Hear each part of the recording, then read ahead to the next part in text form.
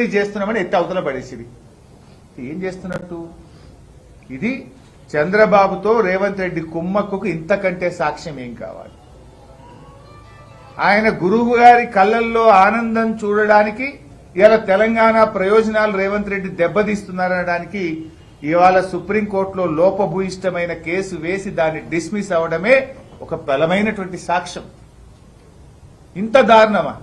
ఎట్లుందంటే ఇదంతా డ్రామా ఎట్లుందంటే నువ్వు కొట్టినట్టు చేయాలి, ఇది కానీ దెబ్బ తాకద్దు, నువ్వు అడిగినట్లే ఉండాలి కానీ ప్రాజెక్టు ఆగద్దు.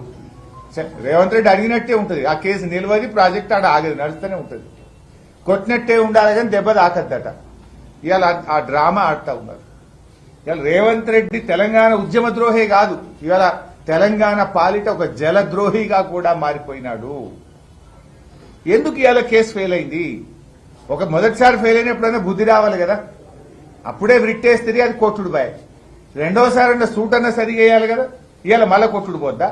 7 నెలల తర్వాత కూడా ఒక అక్రమ ప్రాజెక్టును ఆపే తెలివితేటలు మీకు లేవా? ఆ రోజుల్లో మేము ఎన్ని ఆపినాం? రాయలసీమ లిఫ్ట్ ఇరిగేషన్ మేము పోయి కోర్టులో స్టే తెచ్చినాం కదా. ఆంధ్రప్రదేశ్ అక్రమ ప్రాజెక్టుల మీద ఎన్నో స్టేలు తెచ్చింది బీఆర్ఎస్ ప్రభుత్వం. నువ్వెందుకు ఆపలేకపోతున్నావు? అంటే నీ లోపభూయిష్టమైన విధానం, అంతర్గత చంద్రబాబుతో ఉండే నీ ఒప్పందం వల్లనే ఇవాళ రాష్ట్రాల హక్కులకు దెబ్బ తగిలేటువంటి పరిస్థితి కనబడతా ఉంది. నాకు తెలిసి దేశంలో ఒక రాష్ట్ర ప్రభుత్వం వేసిన సూటు ఇంత వేగ్గా ఉంటది, లోపభూయిష్టంగా ఉన్న సందర్భం ఏదైనా ఉందంటే ఇదే కావచ్చు నాకు తెలిసినంతవరకు. ఇవాళ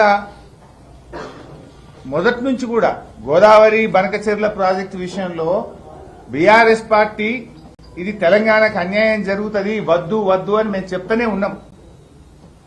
ఈ రేవంత్ రెడ్డి ఓకే అంటాడు. అప్పుడు ఆంధ్రప్రదేశ్ ఢిల్లీలో మీటింగ్ పెడితే నేను మీటింగ్ పోను అన్నాడు. ఎజెండాలో ఉంటే నేను మీటింగ్కే పోనన్నాడు. ఎజెండాలో ఉన్న ఢిల్లీలో మీటింగ్ పోయిండు. ఎజెండాలో ఉన్నది అని బీఆర్ఎస్ పార్టీ బయట పెడితే నేను కమిటీ అయ్యా అన్నాడు. కమిటీ అయ్యా అన్నాడు. ఏం చేసిండు? మళ్ళా 23వ తారీఖు నాడు, డిసెంబర్ 23వ తారీఖు నాడు చంద్రబాబు బంటు, చంద్రబాబు ఏజెంటు ఆదిత్యనాథ్ దాస్ ను కమిటీలో పెట్టి 23 డిసెంబర్ నాడు కమిటీలో వేసిండు. మీటింగ్ పోనంటాడు, పోతాడు. ఎజెండాల లేనే లేదు బనకచెర్ల అంటాడు, ఎజెండాలకెళ్ళి బయటకు వెళ్తుంది. కమిటీ వెయ్య అంటాడు, కమిటీ వేస్తాడు. ఆ కమిటీలు ఎవరిని వేస్తాడు? చంద్రబాబు ఏజెంటు, చంద్రబాబు బంటు, చంద్రబాబు చెప్తే మన రాష్ట్ర ప్రభుత్వ సలహాదారుడిగా పెట్టుకున్న ఆదిత్యనాథ్ దాస్ అంటే దొంగ చేతికి తాళాలు ఇచ్చింది. ఇవాళ ఏం జరిగింది? వ్రిట్ వేస్తే వ్రిట్ ఫెయిల్, సూట్ వేస్తే సూట్ ఫెయిల్ సుప్రీంకోర్టులో. ఈ ఆదిత్యనాథ్ దాస్ ఒక 100 ఉత్తరాలు తెలంగాణ ప్రాజెక్టులకు వ్యతిరేకంగా మన ప్రాజెక్టులు అడ్డుకోవడానికి ఆనాడు ఆంధ్రప్రదేశ్ చీఫ్ సెక్రటరీగా, ఆంధ్రప్రదేశ్ ఇరిగేషన్ సెక్రటరీగా మన ప్రాజెక్టులను అడుగడుగున అడ్డుకున్నటువంటి వ్యక్తి. ఇవాళ ఆయన చేతిలో నువ్వు కమిటీ వేసి ఆయన చేతిలో పెట్టడం అంటేనే ఇది దొంగ చేతికి తాళాలు ఇవ్వడం, ఆంధ్రప్రదేశ్ చేతిలో మన అధికారాలు పెట్టడం.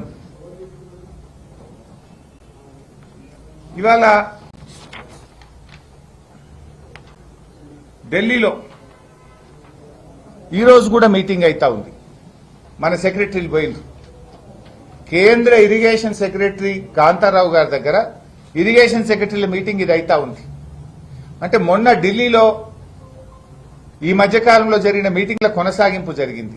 కర్ణాటకలో 3 ముఖ్యమంత్రులు కూర్చొని సీక్రెట్ మీటింగ్ పెట్టారు. ఏం జరిగింది ఆ సీక్రెట్ మీటింగ్ లో? బయట పెట్టండి.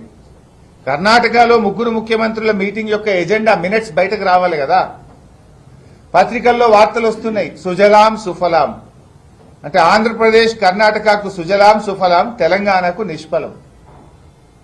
ఇప్పుడు మేము పత్రికల్లో చదువుతుంది ఏంది? సమ్మక్క బ్యారేజీకి ఉన్న 47 టీఎంసీల కేటాయింపును తెలంగాణ వదులుకోవాలట. తెలంగాణ గుండా రావాల్సిన జాతీయ project interlinking of river project ఇప్పుడు తెలంగాణ గుండా కాకుండా పోలవరం బనకచెర్ల ద్వారా గ్రాండ్ ఆనికట్టు పోతుంది. అంటే తెలంగాణకు జాతీయ ప్రాజెక్టు పోతుంది. తెలంగాణకు 47 టీఎంసీల సమ్మక్క బ్యారేజీ పోతుంది. రేవంత్ రెడ్డిని ఎన్ఓసీ తెస్తా. నీ ఎన్ఓసీ దేనికి పనికి వస్తుంది? అసలు ఎన్ఓసీ అనేది దేనికోసం ఉపయోగిస్తుంది? ఎన్ఓసీ అనేది ఇంటర్ స్టేట్, ఒక రాష్ట్రం యొక్క సరిహద్దుల్లోని ప్రాజెక్ట్ కట్టుకోవడానికి ఎన్ఓసీ కావాలి. ఆంధ్రప్రదేశ్ ఇవాళ పాలమూరు రంగారెడ్డి ఎత్తిపోతల పథకానికి 45 టీఎంసీలు మైనర్ ఇరిగేషన్ మనవే.